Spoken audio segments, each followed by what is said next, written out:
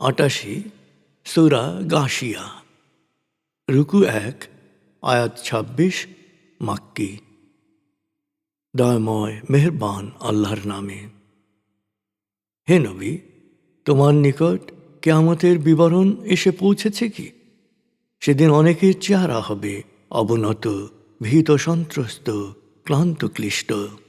ওরা প্রবেশ করবে জ্বলন্ত অগ্নিকুণ্ডে। ওদের পান করতে দেয়া হবে টগবগে ফুটন্ত পানি। ওদের খাবার হবে কাঁটাযুক্ত শুকনো ঘাস, যা থেকে ওরা না পাবে পুষ্টি, না মিটবে ওদের ক্ষুধা। সেদিন অনেক চেহারা হবে আনন্দোজ্জ্বল, অর্জনে পরিতৃপ্ত। তারা প্রবেশ করবে সুখ উপচানো জান্নাতে। সেখানে তারা কোনো বাজে কথা শুনবে না। সেখানে থাকবে প্রবহমান ঝর্ণাধারা, সুসজ্জিত উচ্চাসন, মনোহর পানপাত্র, সারি সারি ঠেস বালিশ, সুকোমল বর্ণিল বিছানা।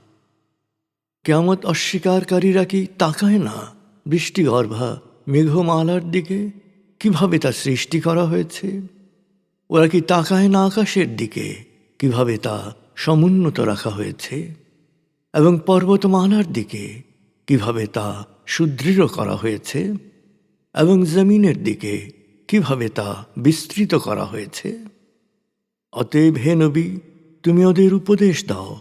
তুমি বাণীবাহক মাত্র, ওদের বিশ্বাস ও কর্মের নিয়ন্ত্রক নাও।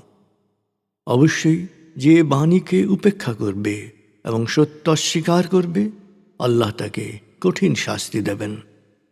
অবশ্যই ওদের সবাইকে আমার কাছে ফিরে আসতে হবে এবং সকল কাজের হিসাব দিতে হবে আমারই কাছে।